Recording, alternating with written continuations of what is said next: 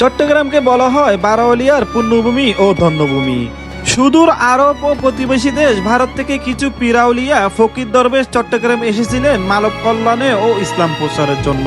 দূর দূরান্ত থেকে আগত পীরাউলিদের মধ্যে হযরত শাহ আমানত রহমতুল্লাহ ছিলেন অন্যতম।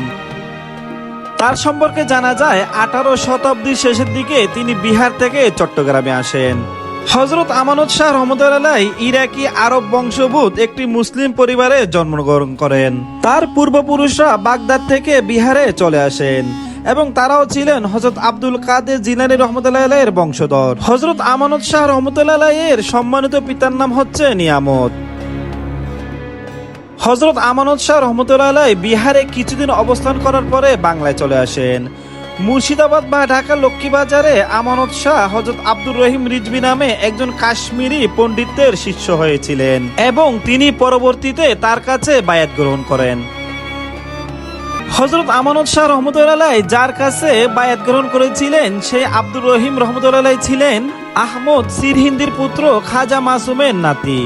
জানা যায় হযরত আমানত শাহ রহমতুল্লাহ দিল্লি, লখনৌ, কাশ্মীরের মতো জায়গায় ইসলাম সম্পর্কে জানার জন্য উপমহাদেশের বিভিন্ন জায়গায় ভ্রমণ করেছেন।